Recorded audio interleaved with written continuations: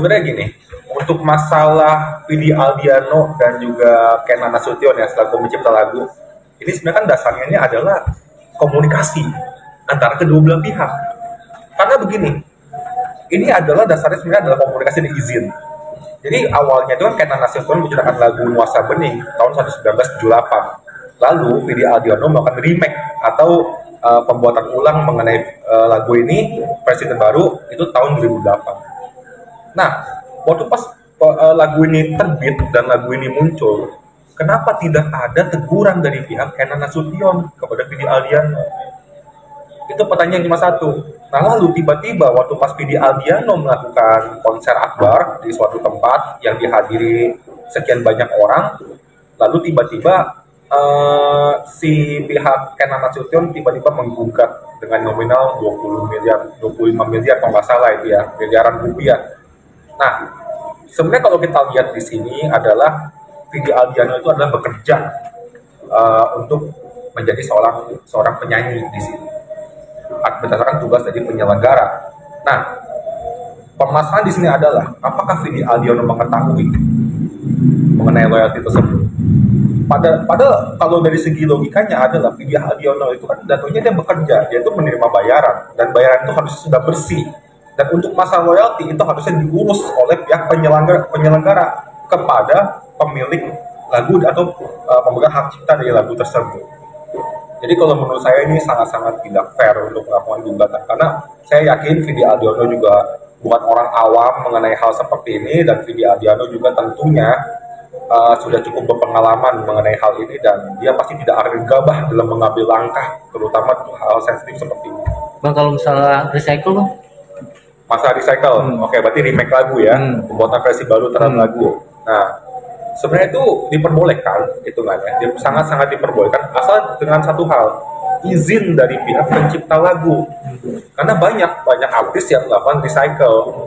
Nah, kalau misalnya kita tarik masalahnya dari gugatan ini yang sekarang lagi ngetren banget nih ya, lalu ditarik mundur mengenai masalah recycle ini, pertanyaan saya kembali lagi, kenapa pihak Kenan Nasution selaku pencipta lagu tidak mempermasalahkan ini dari awal, tidak membicarakan ini dari awal, tidak melakukan negosiasi lebih awal?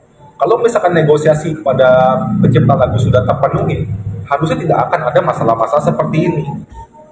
Dan juga hukum mengenai hak cipta ini juga tentu menurut saya agak-agak abu-abu ya, karena kalau misalkan hukumnya juga aturan tidak diperbaharui atau tidak diperbaiki, ini nanti pencipta lagu ini akan jadi anarkis untuk menggugat orang-orang banyak, dan banyak akan dirugikan oleh permasalahan. Artinya Lesti itu tidak salah dalam arti ini, bang. Lesti Kejora yang digugat juga oleh Doni Dores. Sebenarnya menurut saya juga tidak salah, karena kembali lagi komunikasi, intinya komunikasi. Apakah ada salah satu pihak yang berani untuk membuka komunikasi, lalu apakah pihak penyanyi juga membuka komunikasi kepada pihak yang pemilik lagu atau hak cipta tersebut? Itu kan pertanyaan cuma di situ, komunikasi. Ya kan? Apakah sesulit itu melakukan komunikasi? Tentu segala sesuatu yang awalnya terjadi perselisihan atau tegang rasa satu sama lain, kalau diselesaikan dengan baik pasti akan membuahkan hasil terbaik tentunya. Nah, saya percaya seperti itu. Kalau komunikasi mungkin sudah dibentuk dari awal, dan akhirnya ada gugatan laporan polisi dan gugatan niaga terkait hak cipta. Kalau menurut abang pandangannya ketika ini sudah menempuh jalur hukum, gimana? Artinya apakah memang harusnya ada mediasi ulang atau seperti apa? Kalau untuk mediasi tentu pasti akan disarankan oleh para pihak untuk membuka jalur mediasi untuk menyelesaikan ini agar permasalahan ini berlangsung surut dan bisa dibilang memakan waktu yang cukup lama ya untuk permasalahan mengenai gugatan dan sebagainya. Sebenarnya dari pihak pengadilan juga sebelum adanya gugatan masuk, tentu persyaratan salah satunya adalah mengadakan mediasi terlebih dahulu. Jika mediasi tidak tercapai, baru masuk ke dalam ranah pengadilan atau ke ranah pidana dan sebagainya. Sebenarnya kunci cuma satu, komunikasi antar kedua belah pihak. Biar tidak terjadi gugatan deh bang. Betul, masalah-masalah seperti ini, karena ini kadang-kadang nih kalau di media sosial ini kan jadi pancingan. Ada satu berita, satu artis digugat mengenai masalah royalti lagu, lalu tiba-tiba nanti banyak artis-artis lain yang pencipta lagu lain melihat momentum menggugat juga. Kan gitu logikanya. Betul. Karena biasanya emang algoritmanya seperti ini kalau yang dipelajari secara umum jatuhnya. Nah ini tentunya harus menjadi bisa dibilang adalah atensi dari pemerintah mengenai kepastian apakah pantas dibuat secara 25 miliar. Mengingat ini adalah imaterial, bukan kerugian materi. Kalau menurut abang, kalau dari segi Lesti Kejora, menurut abang emang dia harusnya dan Vidi mungkin ya, ketika Vidi juga menanyakan lagu itu lama recycle, artinya itu menguntungkan dua belah pihak harusnya bang. Betul. Antara lagu dan penyanyi, apalagi penyanyi yang sudah terkenal. Benar gak sih bang? Betul. Harusnya itu menguntungkan kedua belah pihak dan harusnya jangan sampai ada gugatan material yang nilainya sangat fantastis. Betul gak sih, bang? Betul, karena gini, kita ngomong secara logika dalam hal teknik marketing lagu gitu ya. Lagu ini kan pasti ada ngetren di zamannya.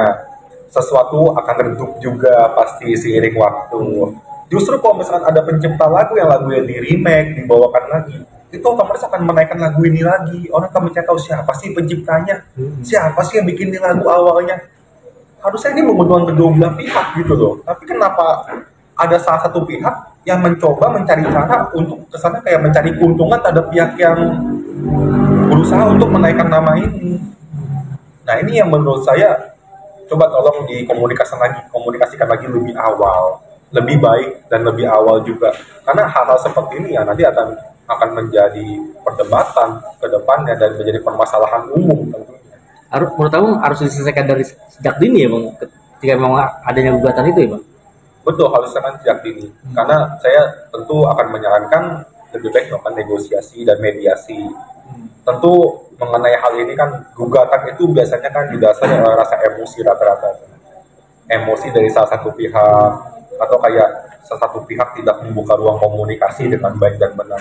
Ya harusnya diselesaikan dengan cara kepala dingin dulu. Pikirkan baik-baik seperti apa konsekuensinya, nanti ke depannya seperti apa dan sebagainya. Karena menurut saya bukan itu memang hal yang biasa gitu ya. Kadang kan ada orang yang nggak bisa dijakin negosiasi dan sebagainya itu banyak sekali lah seperti ditemukan ya.